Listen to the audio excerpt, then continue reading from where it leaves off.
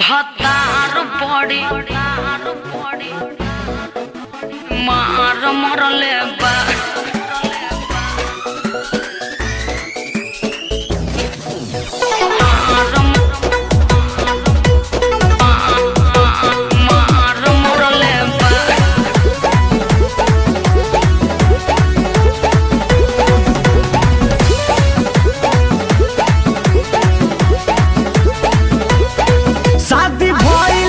कहलू तू बीजी याद कहना पहले हमरे रहलू निजी ओ शादी भइल जब से हो गइलू तू बीजी याद कहना पहले हमरे रहलू निजी काहे नहीं कॉल करत जब नंबर याद पड़ले बा काहे नहीं कॉल करत जब नंबर याद पड़ले बा सुन न फोनवे कारण ये यार फोनवे कारण ये यार भतार बड़ी मार मरले बा ए हो फोनवे कारण ये यार भतार बड़ी मार मरले बा मार मरले बा मार मरले बा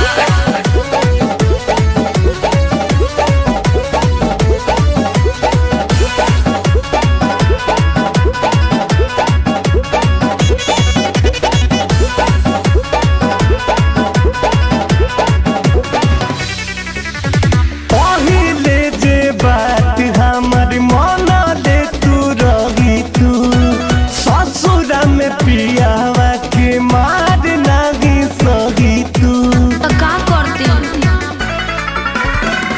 जहिया से नंबर तो हर देखल मोबाइल में सारा रिकॉर्डिंग जाके सुन ले फाइल में लागता जरूर कोनो कानो कर भरले बा लागता जरूर कोनो कानो कर भरले बा हमरो लागता फोनवे कारण ये यार फोनवे कारण ये यार भतार बड़ी मार मरले बा ए हो फोनवे कारण ये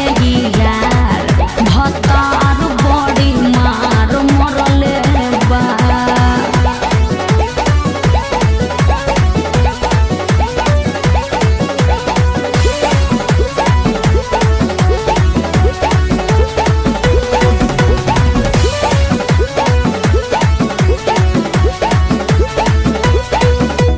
शादी करे खातिर जब हम भइली तैयार हो पापा जी के आगे बात मनलू